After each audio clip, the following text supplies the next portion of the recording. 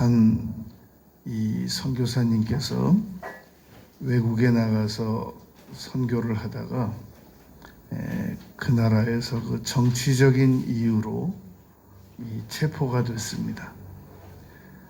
재판장이 역시 정치적인 이유로 사형을 판결합니다. 그랬을 때 이 선교사님이 재판장께서 마지막으로 할 말 있느냐, 하고 싶은 말 있느냐라고 이 기회를 줍니다. 그때 아주 천사 같은 얼굴을 하면서 그렇게 말을 하는 겁니다. 저는 마지막 소원이 천국에서 이 재판장님을 만나는 겁니다. 이 재판장이 자기가 지금 이 선교사님을 억울하게 정치적인 이유로 사형을 판결한 사람이기 때문에 깜짝 놀랍니다. 계속 얘기를 들어봤더니 바울 사도는 이 스데반을 돌로 쳐서 죽일 수밖에 없도록 이 증인까지 서고 판결한 사람입니다. 그런 바울 사도가 훗날 이 예수님을 믿고 예수님을 위해서 역시 순교를 했습니다. 그러니까 바울 사도와 스데반은 천국에서 만나서 얼마나 기뻐했을 것이겠습니까? 저 역시도 재판장님을 천국에서 다시 만날 수만 있다면 더 이상 바랄 게 없겠습니다. 이렇게 마지막 말을 남기고 그 재판장을 떠났다고 합니다. 우리는 예수님께서 이 바울 사도가 스데반을 죽인 것보다 더 극악하게 이 증인을 선 사람들과 다름이 없습니다. 그런데 예수님께서 마지막으로 우리에게 원하시는 것이 이 요한복음 21장에서 베드로에게 말씀하신 것이 곧 우리에게 말씀하신 것과 같은 그런 이 질문이고 그리고 바람인 것을 오늘 우리가 본문 말씀을 통해서 깨달아 보려고 합니다. 이 하나님을 사랑한다고 하는 것은 우리가 이 증명돼야지 마음속으로 내가 하나님을 사랑할 거야, 사랑하는 거지 이 정도면 이렇게 생각을 막연하게 해가지고는 안 된단 말입니다. 오늘 우리는 내가 하나님을 사랑하는지 사랑하지 않는지에 대해서 7가지 질문을 해볼 겁니다.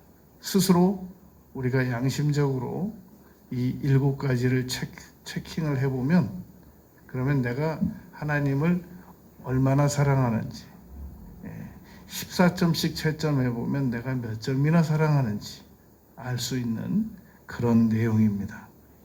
첫 번째로 하나님을 우리가 사랑한다면 일단 하나님께 가까이 나아가게 됩니다. 하나님과 거리가 0km 수준을 유지해야 된단 말입니다. 그런데 하나님과 우리가 거리가 멀다. 그러면 그것은 거리만큼 우리가 하나님을 사랑하지 않는 것이 됩니다. 요한복음 5장 40절 말씀에 보면 다만 하나님을 사랑하는 것이 너희 속에 없음을 내가 알았노라. 이렇게 말씀하시면서 40절에 보면은 너희가 내게 오기를 원하지 아니하였도다. 그러니까 가까이 다가오기를 원하지 아니하였도다 라는 그런 거리 감각을 말씀하고 있습니다. 야고보는 야고보 4장 8절에서 하나님을 가까이 하라 라고 이 거리 감각을 말씀하고 계십니다.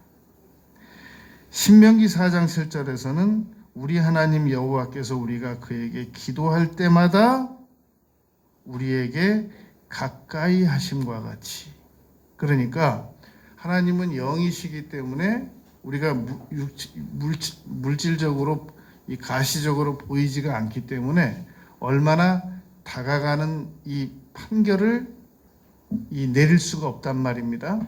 그런데 신명기 4장 7절에서는 기도를 얼마나 드리느냐에 따라서 주님과의 거리가 측정이 가능하다라는 겁니다.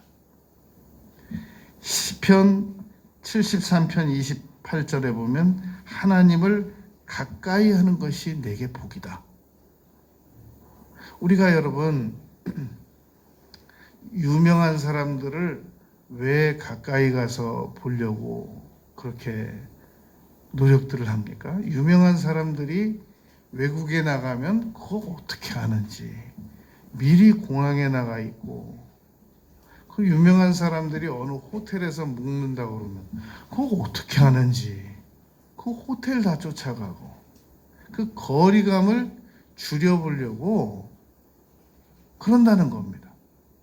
그러니까 저는 일본 말을 잘 모르지만 사마라는 말이 그게 높임말이라면서요.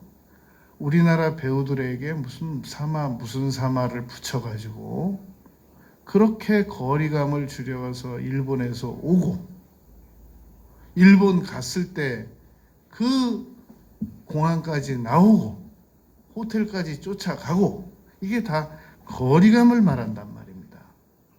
그런데 이사야서 40장 31절에 보면 오직 여호와를 앙망하는 것도 역시 거리감을 줄일 수 있는 방법 중에 하나입니다. 그러니까 우리가 내가 필요한 것만 간단하게 하나님께 말씀드리고, 그리고는 주님을 바라볼 일이 거의 없다면 그거는 내가 필요한 걸 아는 거지, 그걸 주님을 사랑했다라고 말하기는 어렵단 말입니다. 그건 우리 양심적으로 안단 말이죠. 그러니까 우리가 주님을 바라보는 것은, 가까이 하기 위해서 바라보는 것은 거기서 뭔가 요구하기 위해서 바라본 건 빼야 돼요.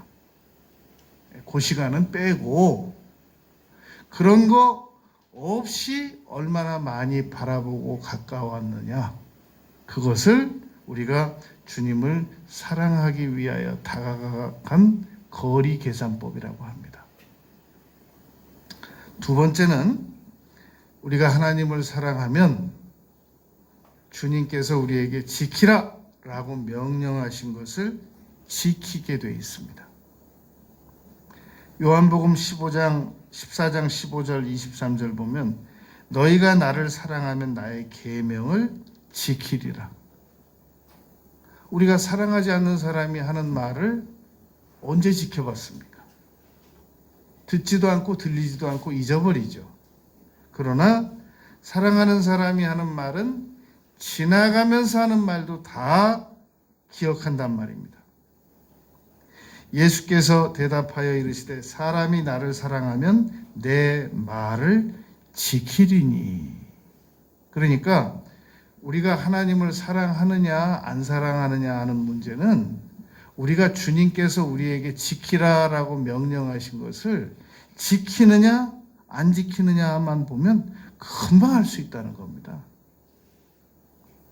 요한 1서 5장 3절에 보면 하나님을 사랑하는 것은 이것이니 우리가 그의 계명들을 지키는 것이라.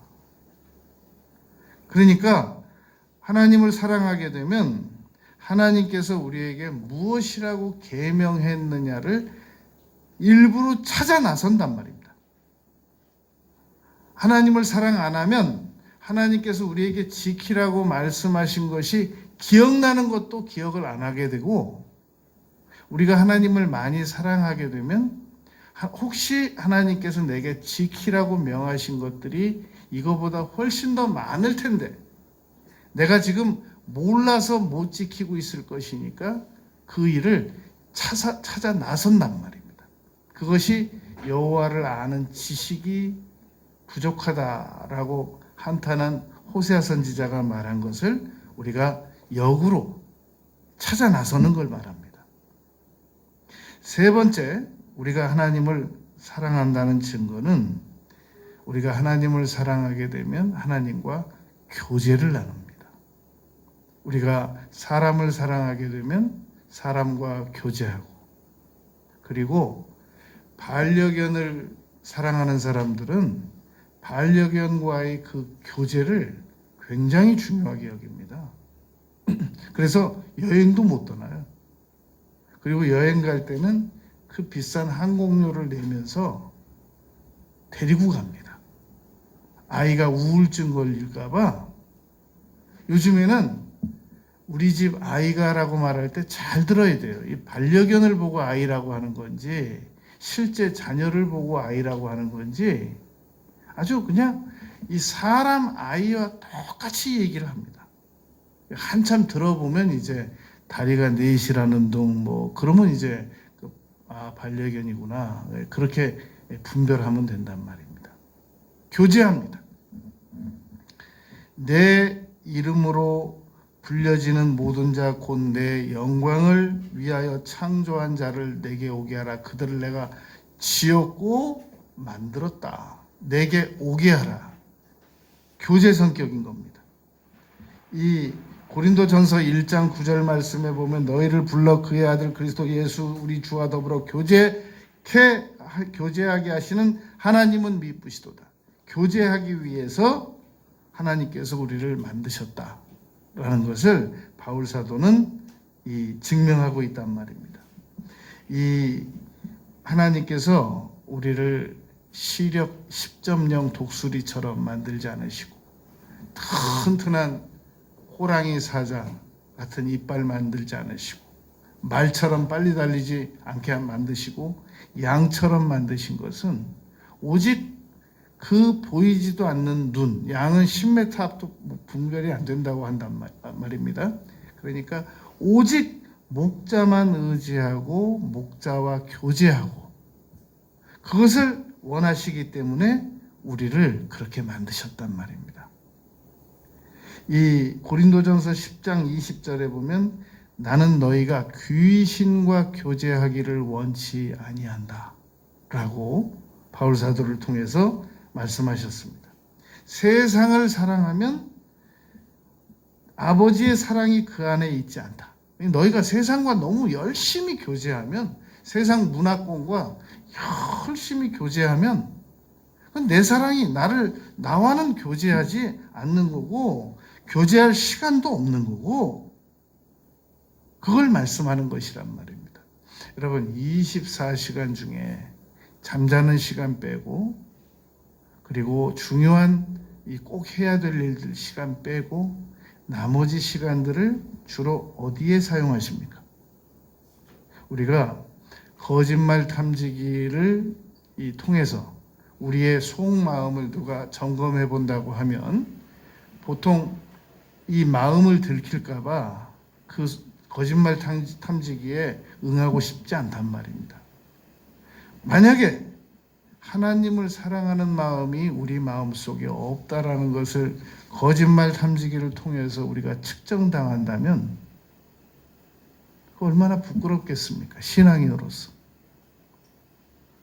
아주 거짓말 탐지기에 손 딱딱 얹으면 주님 사랑하는 마음이 17점, 23점, 32점 이런 식으로 딱딱 측정이 된다면 그거 얼마나 부끄럽겠냔 말입니다. 그런데 그거 안 해도 오늘 설교 말씀만 잘 들어보면 내가 몇 점이라는 거 나옵니다. 내가 주님 몇 점 사랑하고 있다, 얼만큼 사랑하고 있다, 딱 측정이 가능합니다. 네 번째, 우리가 하나님을 사랑하게 되면 하나님께서 사랑하시는 형제들을 사랑한다는 겁니다. 그런데 나는 사랑까지는 어렵다. 그렇다면 하나님께서 사랑하시는 형제들을 용서한다 라고 바꿔도 된단 말입니다. 이 유명한 신학자 토마스 아퀴나스는 그의 저서 신학대전에서 이 하나님을 사랑하는 분별법, 판별법을 이렇게 말합니다. 사랑의 네 단계가 있는데 자기 자신을 위해서 자기 자신을 스스로 사랑하는 단계가 있습니다. 이게 내가 나를 사랑하는 거죠. 그런데 이게 네 번째 단계라는 겁니다. 내가 나 사랑해서 밥 먹이고 내가 나 사랑해서 온도 높이고 시원하게 만들고 밥 먹고 내가 나를 위해서 옷 사입고 근데 그 윗단계가 있는데 나를 위해서 하나님을 사랑하는 겁니다. 그러니까 내가 하나님을 사랑해야 하나님께서 나에게 무엇인가 주실 거니까 나를 위해서라도 하나님을 사랑하는 거 이게 세 번째 단계라는 겁니다. 이 토마스 아퀴나스가 분별해 본 바에 의하면 그렇습니다. 세 번째 단계가 두 번째 단계가 하나님을 위해서 하나님을 사랑하는 겁니다. 하나님께서 우리가 사랑하는 걸 원하시니까. 그런데 첫 번째 단계가 아주 심각합니다. 하나님을 위해서 나를 사랑하라는 겁니다. 하나님께서 나를 사랑하시기 때문에 내가 나를 사랑해야 된다. 마찬가지로 우리가 이웃을 사랑해야 되는 이유는 하나님을 위해서 이웃을 사랑하는 겁니다. 인도주의적인 입장에서 이웃을 사랑하는 게 아니고 마찬가지로 우리에게 잘못한 사람들을 우리가 왜 용서해야 되느냐? 내가 그래도 그 사람보다 뭐가 나도 나으니까 인도주의적인 입장에서 이런 것이 아니라 하나님께서 내가 사랑하지 않는 그 사람을 원수 되었을 때 이미 사랑하셨기 때문에 십자가에서 죽어주셨기 때문에 하나님을 위해서 이 사람을 용서해야 된다라는 그런 관점입니다. 그래서 마태복음 이 22장에서 하나님을 사랑하고 마음과 뜻과 목숨을 다해 하나님을 사랑하는데 두 번째가 뭐냐면 내 이웃을 너 자신과 같이 사랑해라 라고 말씀했단 말입니다. 그런데 이 관점을 토마스 아퀴나스가 풀어낸 겁니다. 하나님의 입장에서 용서하신 형제니까 우리도 용서해야 하는 것이 마땅하도다.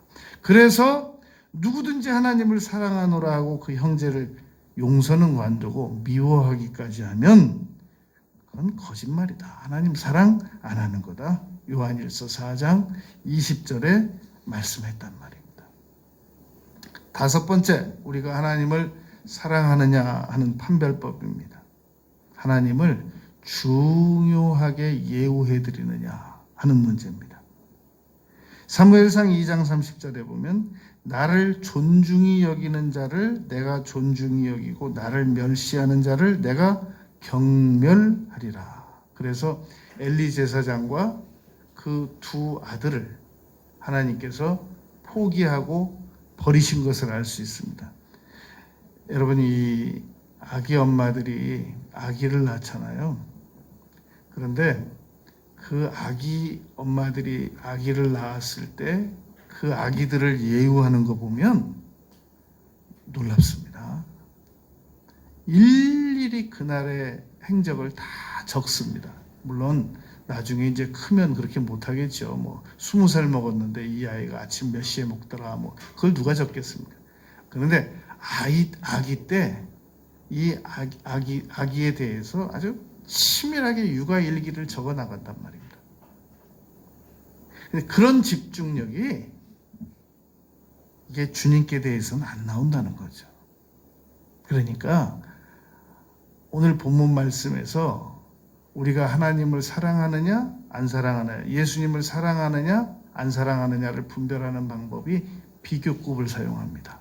이 사람들보다 더 나를 사랑하느냐. 그러니까 우리가 주님을 사랑하느냐 안 사랑하느냐는 것은 비교해보면 압니다. 신용카드 명세서 딱 보고 주님 위해서 얼마나 사용했느냐, 이 사람들보다 더 얼마를 사랑했느냐 금방 나타납니다. 이거는 MRI보다 더 정확해요. 성경 말씀은 피해갈 수 없습니다.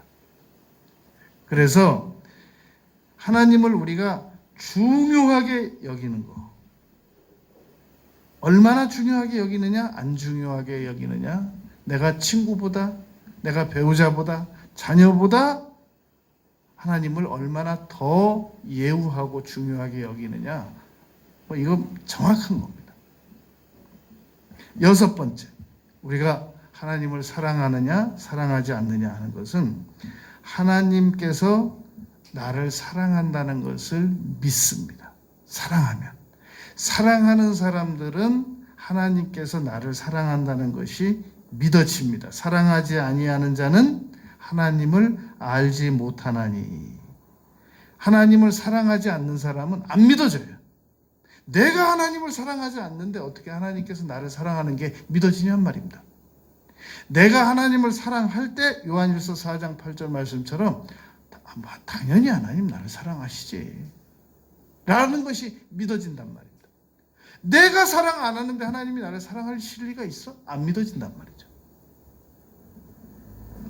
사랑 안에 두려움이 없고 내가 하나님을 사랑하면 아무 두려움이 없습니다.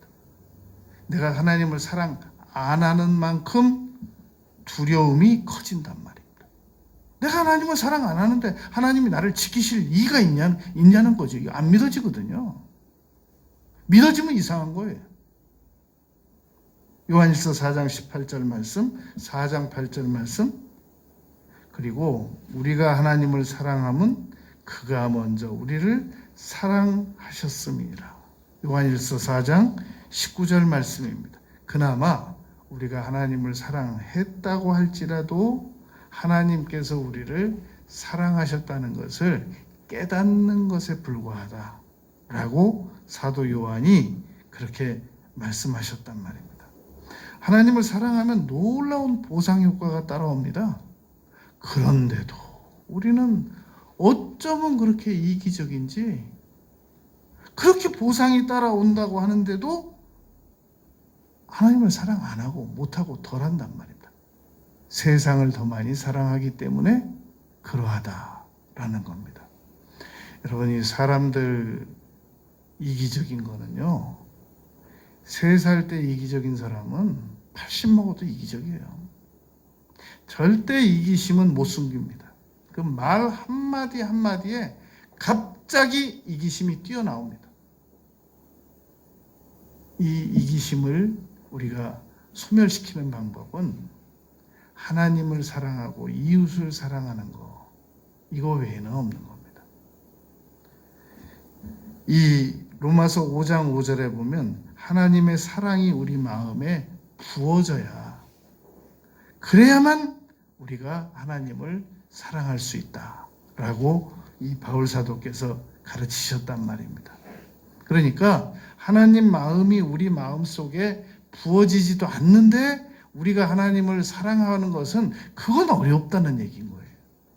근데 우리는 하나님을 이 의지적으로만 사랑하려고 하니까 우리 의지 안에는 마가복음 7장, 마태복음 15장 없거든요. 사랑이. 우리 안에는 사랑이 없단 말입니다. 하나님을 사랑하는 마음이나 우리 인간을 사랑하는 마음이 우리 인간 속에는 어느 한 구석에서도 만들어 나올 수가 없단 말입니다. 마태복음 15장, 마가복음 7장에 우리 마음속에 들어있는 것을 예수님께서 일일이 다 열거하셨는데 읽을 때마다 얼굴 뜨거워요. 놀랍습니다. 그래서 우리는 하나님을 사랑하기 위해서는 이 성령의 도우심을 받아서 우리가 하나님을 사랑해야 된단 말입니다. 근데 하나님을 사랑하기 위해서 이 성령의 도우심을 안 받고 못 받고 우리가 의지적으로만 사랑해 보려고 하니까 이 의지 앞에 늘 우리는 의지의 무능함을 느낀단 말이죠. 그래서 사랑 못하고 못 믿고 그런단 말입니다. 그래서 우리가 하나님을 사랑하면 하나님께서 나를 사랑하신다는 것이 믿어집니다. 끝으로 하나님을 사랑한다는 증거는 하나님께서 하신 말씀을 사랑합니다. 여러분, 우리 어린 자녀들이 어릴 때 막 그림 그 색연필 종이에다 이상하게 칠해놓은 거, 무슨 그 색연필, 이런 거 아기 엄마들은 다 가지고 있어요. 지금 애들이 20살이 넘은데도 다 가지고 있습니다. 짐 정리하다가 애들, 자녀들 어릴 때 쓰던 물건들 발견되면 깜짝 놀래요. 애들은 그 하나도 귀중하게 여기지 않는데도 자녀들 둔 엄마들은 그런단 말입니다. 왜 그러느냐? 사랑해서 그러거든요. 근데 우리가 주님 흔적을 발견하면 깜짝 놀래야 되거든요. 그래서 하나님의 말씀을 사랑하는 것. 우리 어린 자녀들이 엄마 사랑해요, 아빠 사랑해요, 그 쪽지에다가 이상한 피카소체로 글자 써주거든요. 절대 못 버립니다. 반드시 다 모아놓죠. 그런데 하나님께서 우리에게 말씀하신 거, 이거 보려면 상당한 인내가 필요해요. 자주 보는 것도 아니에요. 어쩌다 한번 보면서도 상당한 인내가 필요합니다. 여호와여, 내가 주의 구원을 사모하여 싸우며 주의 율법을 즐거워하나이다. 시편 119편에는 이 율법을 사랑한다는 말이 아주 몰려 있어요. 내가 사랑하는 주의 계명들을 스스로 즐거워하며 주의 말씀의 맛이 내게 어찌 그리 단지요, 내 입에 꿀보다 더 다니이다. 내가 주의 계명들을 금 곧 순금보다 더 사랑하나이다. 주의 종이 이를 사랑하나이다. 주의 말씀을 조용히 읊조리려고 내가 새벽녘에 눈을 떴나이다. 주의 율법을 즐거워하나이다. 여러분, 정말로 사랑하는 사람들이 하는 말은 한마디라도 더 들어보려고 아주 그리워하고 노력하고 어떤 대가라도 치르거든요. 내 자녀에게 부지런히 하나님의 말씀을 가르치며 앉았을 때든지 길을 갈 때든지 누워있을 때든지 일어날 때든지 이 말씀을 강론할 것이며, 신명기 6장 7절입니다. 사랑하지 않는 사람의 말을 가르친단 말이에요. 사랑하지 않는 분의 말씀을 우리가 자녀들에게 가르친단 말입니까? 지금 나도 못 읽는데. 바울 사도의 가르침입니다. 고린도전서 16장 22절입니다. 만일 누구든지 하나님을 사랑하지 아니하면 저주를 받을지어다. 주를 사랑하지 아니하면 저주를 받으래요. 고린도전서 16장 22절이란 말입니다. 여러분, 베드로는 마태복음 26장 33절부터 이렇게 말했습니다. 모두 주를 버릴지라도 나는 결코 버리지 않겠나이다. 그랬더니 예수님께서 내가 진실로 내게 이르는데 오늘 밤 닭이 울기 전에 네가 나를 3번 부인할 것이다. 이렇게 말씀하셨어요. 예수님의 말씀은 진리잖아요. 그런데 베드로가 그 말대답으로 이렇게 말합니다. 내가 주와 함께 죽을지언정 주를 부인하지 않겠나이다. 그런데 바로 오늘 밤이라고 그랬단 말입니다. 내일 밤도 아니고 하루 지난 것도 아니고 오늘 밤이에요. 그때 예수님께서 마태복음 26장 67절에서 얼굴에 사람들이 침을 뱉고 주먹으로 얼굴을 때리고 어떤 사람은 손바닥으로 예수님의 얼굴을 때렸다고 했습니다. 그러면서 예수님에게 68절에서 선지자 노릇 좀 해봐라 그리스도야. 이렇게 비아냥거렸단 말입니다. 이때 베드로가 멀리서 그걸 지금 다 보고 있는 거예요. 그러면서 한 여종이, 군인이 와서 물어본 것도 아니고 여종이 와서 너 갈릴리 출신이지? 그러니까 베드로가 사람들 앞에서 나는 네가 지금 무슨 말 하고 있는지 모르겠다. 그러면서 자기 출신 지역을 부인합니다.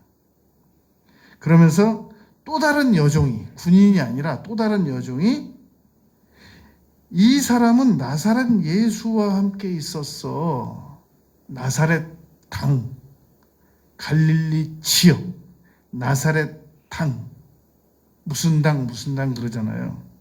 그랬더니 베드로가 맹세하고 부인합니다. 그리고 세 번째, 다시 너 지금 말소리 들어보니까 너 지금 그 지역 출신인데, 그랬더니 이번에는 베드로가 저주합니다. 예수님을. 나는 저런 사람을 모른다니까? 그랬더니 다 기분 거예요. 그래서 마태복음 26장 75절에 보면 예수께서 말씀하신 것이 생각이 나서 밖에 나가서 심히 통곡하고 울었단 말입니다. 이 이후로 베드로는 예수님을 못 만납니다. 왜냐하면 십자가에서 죽으셨거든요. 그리고 나서 부활하시고 나서 오늘 21장 15절에서 처음 만나는 겁니다. 물론 예수님께서는 부활하시고 여기저기 다니셨는데 베드로는 예수님 재판받으실 때 헤어지고, 우리 그러잖아요. 그 사람 언제 마지막 만났는데? 당신 거기 언제 마지막 갔었는데? 기간을 알아보기 위해서 그렇게 질문을 한단 말입니다. 베드로가 예수님을 언제 마지막 만났느냐면 재판장에서 예수님 얼굴에 뺨 맞고 침 뱉고 주먹으로 맞고 그리스도야 선지자 노릇 좀 해봐라, 이런 비아냥거리는 모습을 멀리 보면서 세 가지를 부인했단 말입니다. 갈릴리 지역 출신, 그 다음에 너 나사렛 땅 맞잖아, 너 말소리 들어보니까 고향도 부인했어요. 그러니까 이 베드로가 그걸 부인하고 나서 지금 21장 15절에서 예수님을 처음 만나 뵙는 겁니다. 물론 제자들이 집 안에 있을 때 예수님께서 문 열지 않고 통과해서 들어왔을 때 베드로가 있었을 수도 있어요. 그러나 실질적인 대화는 지금 21장 15절에서 이루어진단 말입니다. 이때 상황을 우리가 5가지를 볼 수 있습니다. 21장 5절 6절에 보면 밤새 고기를 못 잡는 베드로와 다른 제자들에게 그물을 배 오른편에 던지라고 합니다. 그때 배가 그렇게 막 한 10m짜리 배가 아니었어요. 배가 두 사람 딱 앉으면 꽉 차는 그런 넓이였단 말입니다. 그러면 1m, 2m 정도밖에 안 돼요. 그런데 왼쪽에 던졌는데 못 잡았단 말이에요. 그런데 오른쪽에 던지래요. 그랬더니 잡았어요. 153마리였어요. 예수님께서 조업을 도와주셨단 말입니다. 그 배반한, 예수님을 저주한, 3번 부인한 베드로의 조업을 도와주셨단 말입니다. 그리고 13절에 보면 아침 조반을 차려놓으셨습니다. 이것은 호텔 종업원이 투숙한 손님들을 위해서 조반을 준비해 놓은 것과 같은 분위기 성격의 조반 차림입니다. 예수님이 그 일을 하셨어요. 물론 예수님 마지막 성찬식에서 6월절에서 발도 씻기셨지만 호텔 종업원과 같은 마음으로 이 조반을 차려놨단 말입니다. 그리고 15절에서는 페트로스라고 하는 베드로라는 이름을 부르지 않습니다. 시몬아, 갈대야, 베드로라고 이름을 바꿔주시기 전 이름을 부릅니다. 원점으로 돌아갑니다. 완전히 초기화 시켜가지고 원점으로 돌아가요. 그동안 바다 위를 걸었던 거, 죽은 자를 살리는 거 봤던 거, 주는 그리스도시 살아계신 하나님의 아들이니다라고 고백했던 거 다 무시하고 원점으로 돌아갑니다. 그런 건 다 베드로 때 했던 거고, 시몬아. 그리고 네 번째가 일체 과거를 묻지 않습니다. 너 말이야, 아무리 그렇다고 말이지, 어느 21장 어느 구절을 찾아봐도 베드로의 과거를 논하지 않습니다. 그리고 내 양을 치라, 내 양을 먹이라 직위 해제를 시키지 않습니다. 직위 해제라는 것은 이의를 빼앗아 버리는 거거든요. 이의를 다시 줍니다. 그러면서 오늘 21장 15절에서 특별히 잘 봐야 될 것은 내가 이 사람들보다 나를 더 사랑하느냐, 비교급으로 묻습니다. 그러니까 베드로는 이제 조금 이따 혼나요. 이 사람 나보다 어떻게 되겠습니까? 사도 요한 앞으로 어떻게 되겠냐고 물어보다 혼나는데요. 다른 사람과 다른 비교하지 말고 이 사람 네가 지금까지 살아오면서 보고 들은 것 중에 누군가가 예수님을 사랑했다는 얘기를 들었다면 그거보다 네가 나를 더 사랑할 수 있냐고. 자꾸 누구는 뭐 받았다, 뭐 축복받았다 그런 것만 비교하지 말고 주님을 위해서 누가 이렇게 헌신했다라고 말하면 네가 그거보다 더 할 수 있냐고. 더 할 수 있냐. 너는 그것만 신경 쓰라는 거예요. 그래서 더 사랑하느냐라고 물으셨단 말입니다. 여러분, 이 아직도 가야 할 길이라고 하는 책을 저술한 스카펙 정신과 의사가 쓴 책, 그것은 전 세계적으로 아주 유명합니다. 거기에 보면 이런 자기의 간증 하나가 나옵니다. 자기는 이 기계치기 때문에 기계 부류를 잘 만지는 사람들을 보면 경미한대요. 아주. 그래가지고 어떤 잔디밭에서 그 기계를 고치는 사람을 보고 아주 경탄하면서 말했답니다. 그게 어떻게 그렇게 고쳐질 수가 있습니까? 그랬더니 그분이 하는 말입니다. 행동으로 실천해 보면 다 됩니다. 뭐 해봤습니까? 이 스카펙 정신과 의사가 얼마나 그 말이 심각하게 들렸으면 자기 그 유명한 세계적 저서 책에 다 적어두었겠냔 말입니다. 맞아. 거기서 깨달은 겁니다. 맞아. 행동하지 않고 결심하지 않고 실천하지 않고 그러면서 뭔가를 바라는 것은 모순이야. 실천력이라고 하는 것은 결심과 실천과 유지하는 능력이라는 겁니다. 어떤 일을 반드시 해야 되겠다라고 결심하고 실천하고 며칠 하다 그만두지 말고 유지하고 그거지.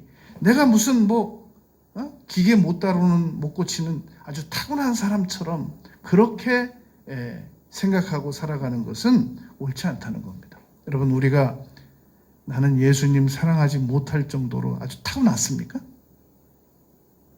나는 그냥 예수님 아예 천성적으로 선천성 구제불능성 예수님 사랑 불감증 환자처럼 태어났겠습니까? 실천하려고 하는 의지를 가지고 결심하고 실천하고 그걸 유지하는 능력을 기르면 우리도 하나님 사랑이 된다는 겁니다. 오늘 내가 예수님을 사랑하는지 안 사랑하는지에 대한 판별법 7가지. 거리가 얼마나 되는가? 명령 지키는가 안 지키는가? 펠로우십, 교제하는가 안 하는가? 형제 사랑 또는 용서하는가 안 하는가? 하나님을 중요하게 예우하는가? 하나님을 사랑하는 하나님께서 나를 사랑한다는 사실을 얼마나 믿는가? 하나님께서 보내신 편지, 이 말씀을 내가 얼마나 집중력 있게 읽고 묵상하고 사랑하는가, 소중히 여기는가. 이 7가지를 가지고 우리가 14점씩 내면 돼요. 그럼 지금 점수 나옵니다. 양심적으로. 아, 내가 하나님을 몇 점만큼 사랑하는구나. 지금 나와요. 그걸 또 미뤄요. 그러면 안 된단 말이죠. 오늘은 점수 내보자는 말입니다. 내가 하나님 얼마만큼 사랑하는가. 양심적으로 피아노 건반 누르듯이 양심적으로 내가 하나님 얼마나 사랑하는가. 오늘 본문 말씀입니다. 이 사람들보다 네가 나를 더 사랑하느냐?